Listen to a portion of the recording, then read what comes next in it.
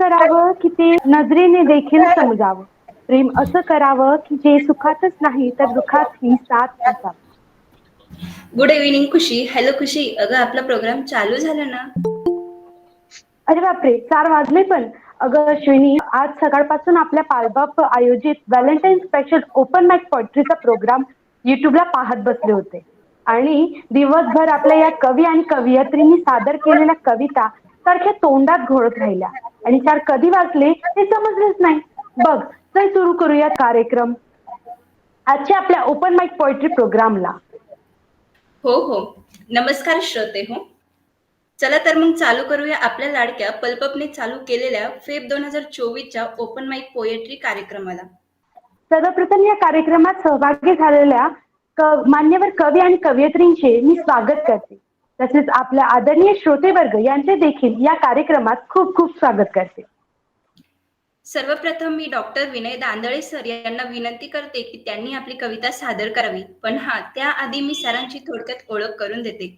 बालकल्याण समिती bench of magistrate अकोलाचे सदस्य, जिल्हा मराठी भाषा समिती अकोलाचे अशासकीय सदस्य, विदर्भ साहित्य संघ अकोला आणि वैद्यकीय साहित्य संघ विदर्भचे सचिव, सात बहुउद्देशीय संस्था अकोलाचे संस्थापक अध्यक्ष, 35 वर्षापासून लिखाण सुरू, अनेक साहित्य संमेलन आणि कवी संमेलन मध्ये काव्य सादरीकरण, आतापर्यंत 37 पुस्तके प्रकाशित, 13 पुस्तके शासन मान्य यादीत समाविष्ट, आयुर्वेद सर्वांसाठी या पुस्तकाला एकूण 6 राज्यस्तरीय साहित्य पुरस्कार प्राप्त. तसेच सरांचे संध्याकाळचे डायरी रायटिंग हे पुस्तक पल्पप द्वारा प्रकाशित. डॉक्टर विनय दांदळे सर यांनी आपली कविता सादर करावी. कवितेचे नाव कधी कधी. नमस्कार रसिको हो. उपस्थित सर्वांचं सर्वप्रथम मी स्वागत करतो आणि मला या कार्यक्रमाकरता आपण संधी दिली त्याकरता मी पल्पचे धन्यवाद व्यक्त करतो.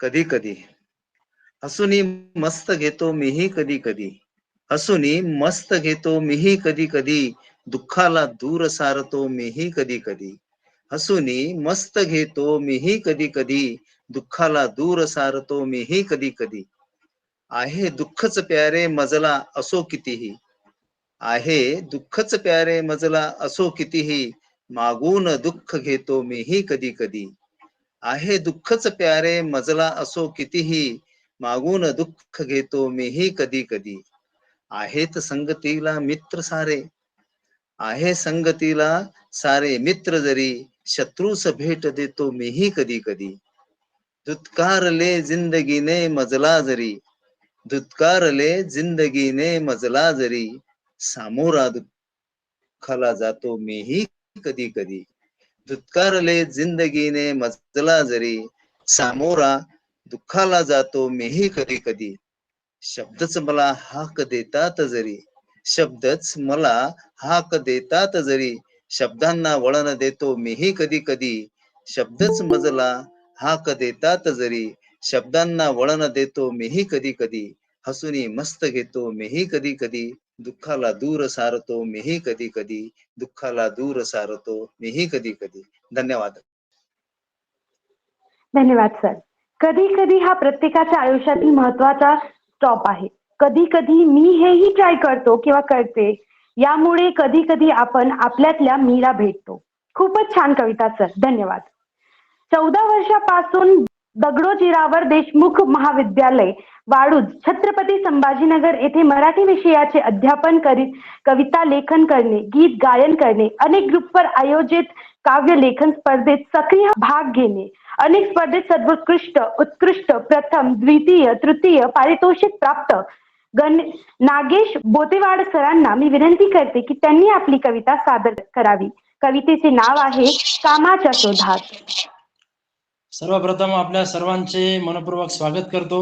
नमस्कार, मी नागेश बोंतेवाड, छत्रपती संभाजीनगर. माझी स्वरचित कविता मी सादर करणार आहे. कवितेचे शीर्षक आहे कामाच्या शोधात. तांडा चालला चालला बघा कामाच्या शोधात, तांडा चालला चालला बघा कामाच्या शोधात, सारे गबाळ बांधून ऊस तोडणी कामात, सारे गबाळ बांधून ऊस तोडणी कामात. नाही भरोसा कामाचा कुठे मिळणार काम, नाही भरोसा कामाचा कुठे मिळणार काम, कसे जगावे जीवन हाती नसताना दाम, कसे जगावे जीवन हाती नसताना दाम. बहुत खूप. आहे हातावर पोट, कसे पोसावे मुलांना. आहे हातावर पोट, कसे पोसावे मुलांना. रोज राहून उपाशी ताजे ठेवावे फुलांना. रोज राहून उपाशी ताजे ठेवावे फुलांना. हाल बहुत पाहून मुलांचे जीव तिळ तिळ तुटे. हाल पाहून मुलांचे जीव तिळ तिळ तुटे. रोज भाकर शोधता गाव मागे मागे सुटे. रोज भाकर शोधता गाव मागे मागे सुटे. बहुत नाही लागणार जीव दूर जाता माझे गाव. नाही लागणार जीव दूर जाता माझे गाव. काय करू जगताना गाव दूर जातो राव. काय करू जगताना गाव दूर जातो राव. सांगा सांगा दादा भाऊ मुलं बाळ कुठे नेऊ. सांगा सांगा दादा भाऊ मुलं बाळ कुठे नेऊ. भूक लागता मुलांना खाऊ त्यांना काय देऊ. भूक लागता मुलांना खाऊ त्यांना काय देऊ. दुःख सांगावे कोणास कुठे तक्रार करावे. दुःख सांगावे कोणास कुठे तक्रार करावे. कोण देणार आधार काय असेच मरावे. कोण देणार आधार काय असेच मरावे. अशी कशी लोकशाही कोणी नाही इथे वाली. अशी कशी लोकशाही कोणी नाही इथे वाली. नाव नोंदून घेईना गाव रखानारे खाली. नाव नोंदून घेईना गाव रखानारे खाली. धन्यवाद. क्या बात है, बहुत खूप. क्या बात है सर, क्या बात. तांडे भुकलेल्या माणसाचे थवे, अंधार पाठीवर वाहणारा, उजेडाचे स्वप्न डोळ्यात साठवणारा, रक्तघाम आटवणारा, पाण्यालाही पेटवणारा, मरणाच्या दाऱ्यात जगू पाहणारा असा हा तांडा. यावर जगदीश खेंबुडकरांनी लिहिलेलं आणि अरुण सरनाईक आणि कृष्णा काळे यांनी गायलेलं गाणं तांडा चालला रे याची आठवण सरांच्या या कवितेतून झाल्याशिवाय राहणार नाही. अतिशय समर्पक कविता सर. धन्यवाद सर. खूप खूप धन्यवाद मॅडम, आपण संधी दिलात. खूप खूप धन्यवाद. गेली 15 वर्ष इंग्रजी माध्यमातील पूर्व प्राथमिक शाळेत शिक्षिका म्हणून कार्यरत. कविता लेखनाची अतिशय आवड. बकुळ या प्रतिनिधिक काव्यसंग्रहात कविता प्रकाशित, पल्प पब्लिकेशन द्वारा प्रकाशित ऋणानुबंध पुस्तकाच्या लेखिका. तसेच असीम एहसास या प्रतिनिधिक काव्यसंग्रहामध्ये लेखन. वीणा कडू मॅडम आपली कविता सादर करत आहे. कवितेचे नाव आहे मराठी आमची मायबोली. पल्प पब्लिकेशन्सने मला ही संधी दिली त्यासाठी लीना मॅम, अश्विनी मॅम, तुम्हाला खूप खूप थँक्स. माझे सगळे सहकारी कवी कवयित्री यांना त्यांच्या साहित्यिक वाटचालीसाठी खूप खूप शुभेच्छा. 27 फेब्रुवारी कुसुमाग्रजांचा जन्मदिवस जो आपण मराठी गौरव दिन म्हणून साजरा करतो, त्यानिमित्त ह्या काही ओळी मी लिहिलेल्या आहेत, तर त्या तुमच्या समोर सादर करते. 27 फेब्रुवारीच्या सर्वांना पूर्व शुभेच्छा. मराठी असे आमुची मायबोली, मराठी असे आमुची मायबोली, अनेक संतांनी जी शब्द संपन्न केली.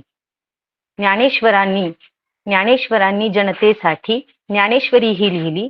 मराठीत वाचताना प्रत्येक मनात भरली. महाराष्ट्राची शान असे ही मराठी, तिची अनेक रूपे मराठी प्रत्येकाच्या ओठी.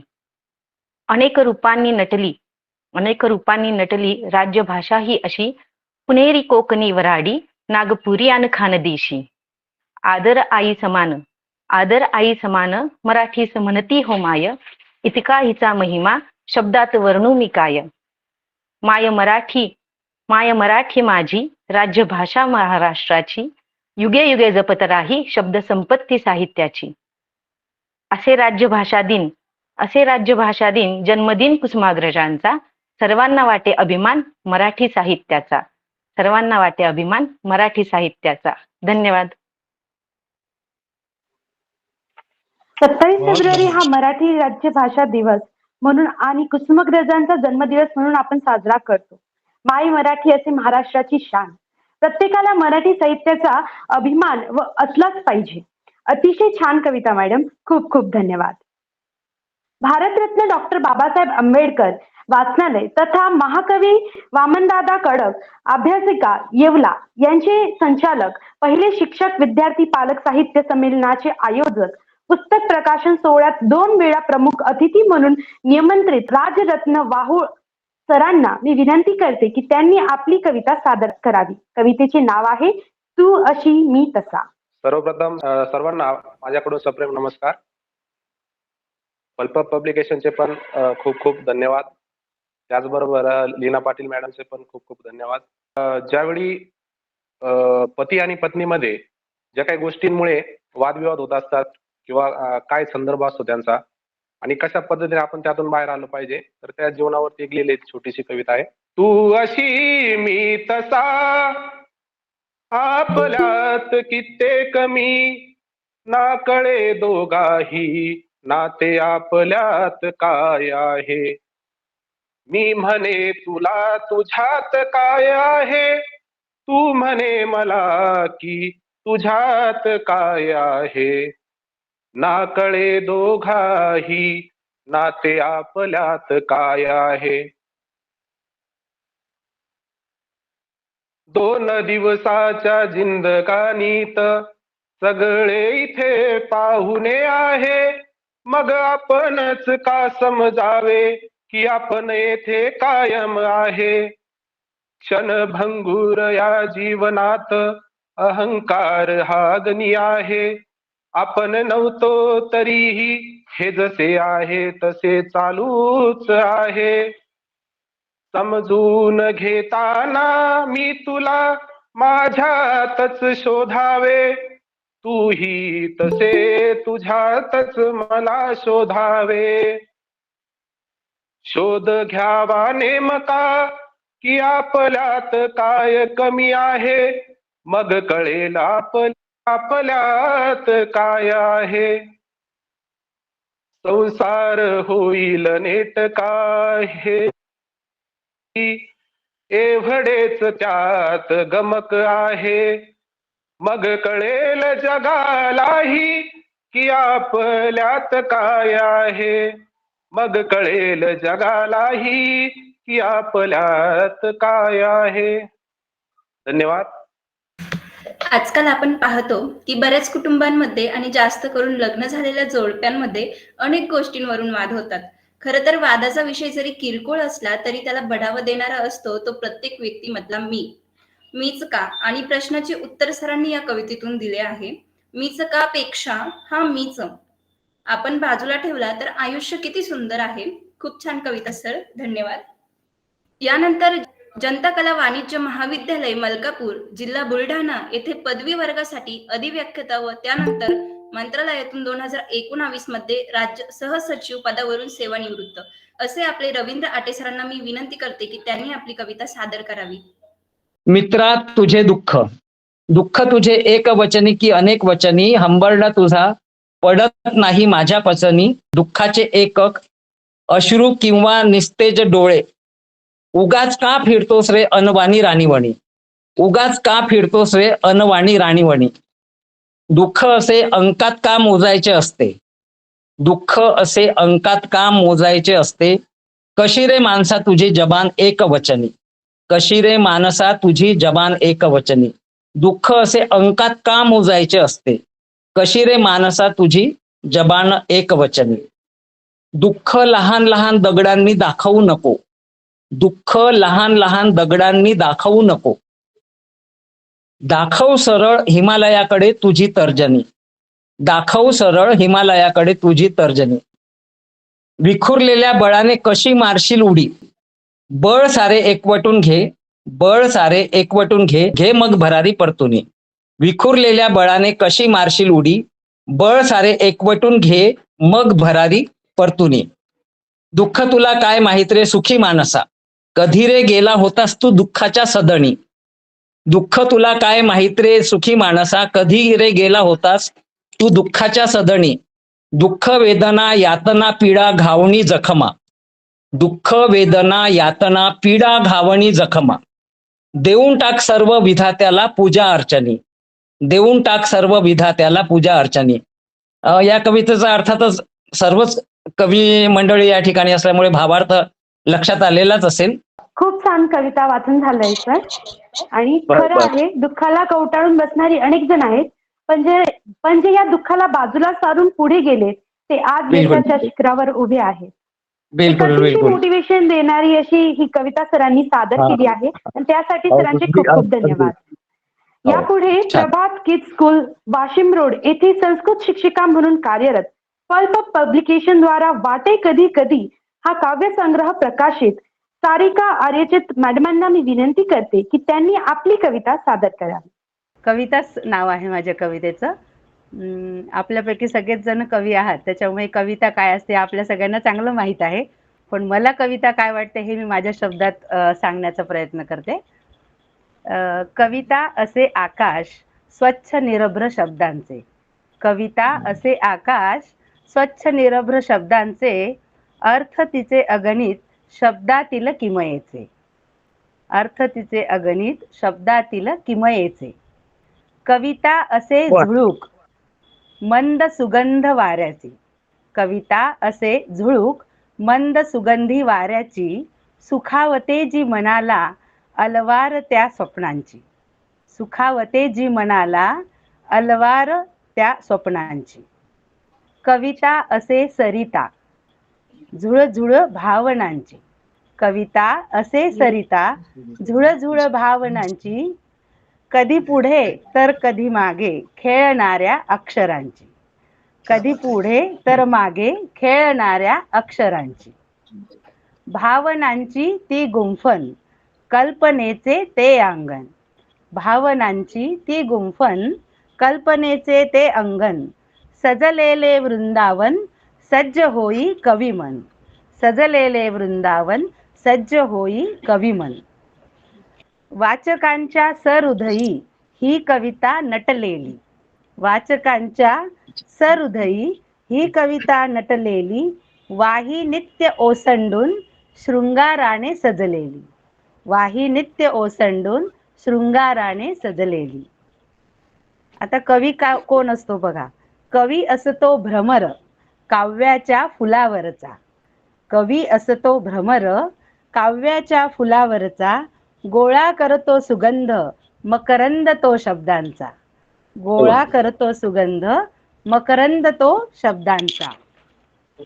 ऐसा असे जादूगर ऐसा असे जादूगार कवी काव्य जगताचा. ऐसा असे जादूगार कवी काव्य जगताचा, कल्पना क्षितिजावरी यज्ञ तो पोहोचण्याचा. कल्पना क्षितिजावरी यज्ञ तो पोहोचण्याचा. धन्यवाद. कवीच्या कल्पनेला तोड नाही, जे न देखे रवी ते देखे कवी. या युक्तीप्रमाणे सारिका मॅडम यांनी कवितेला किती छान उपमा दिल्या आहेत.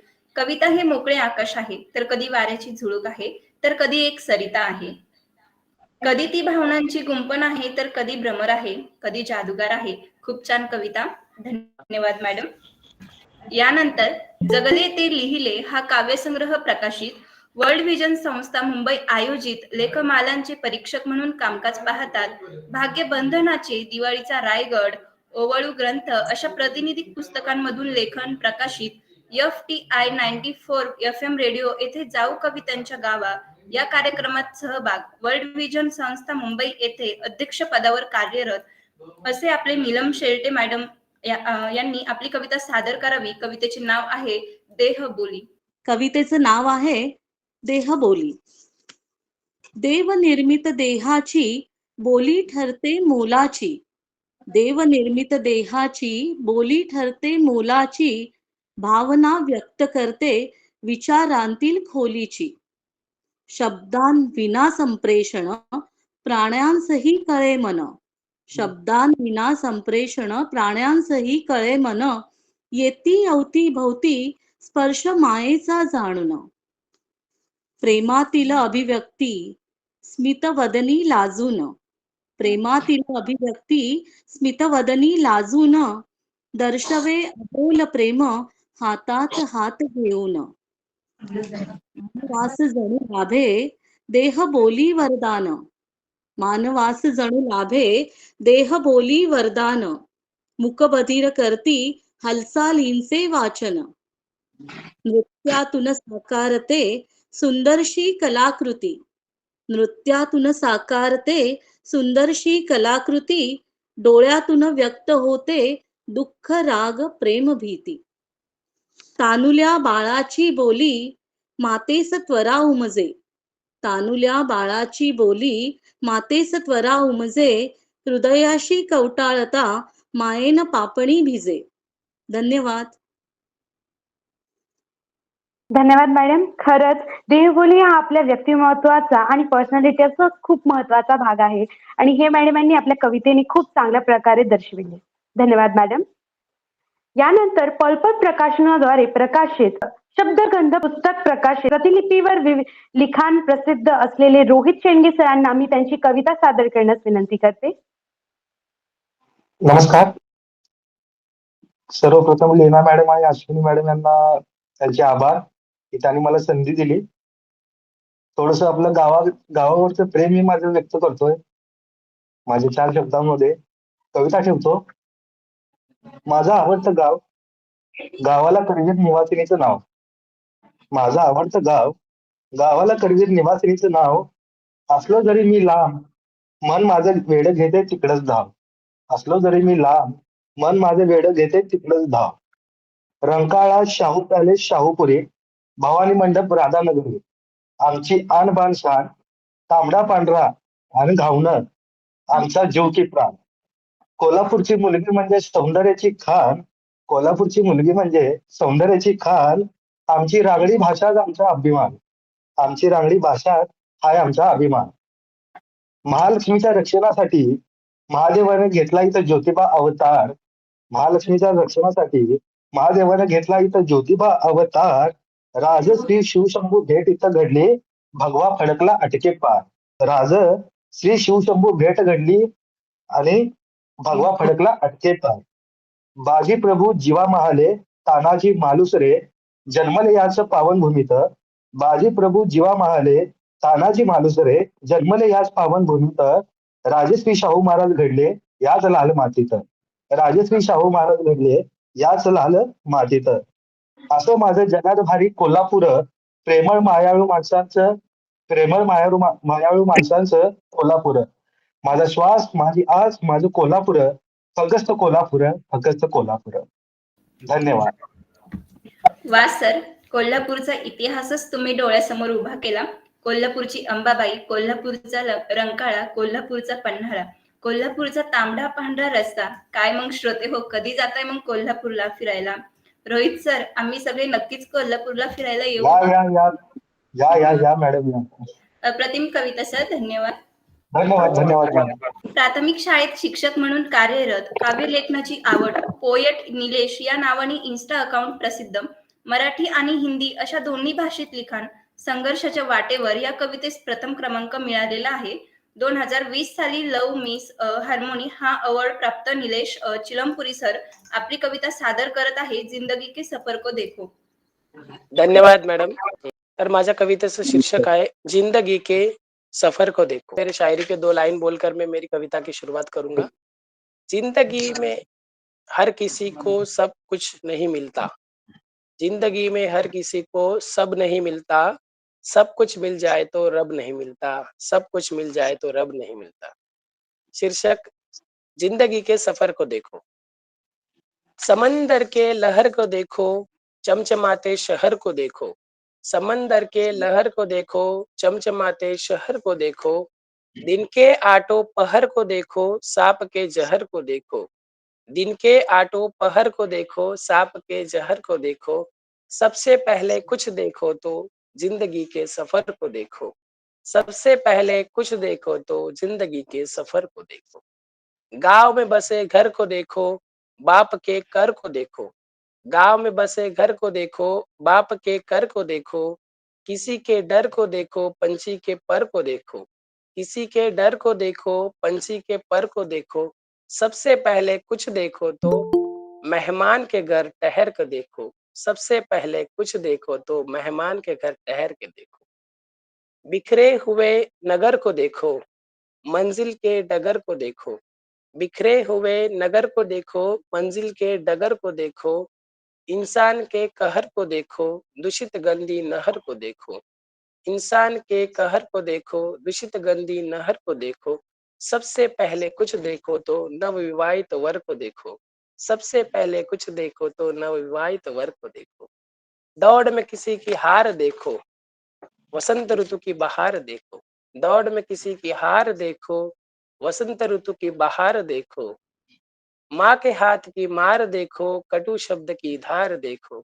माँ के हाथ के मार को देखो, कटु शब्द की धार को देखो, सबसे पहले कुछ देखो तो भाई बहन के प्यार को देखो, सबसे पहले कुछ देखो तो भाई बहन के प्यार को।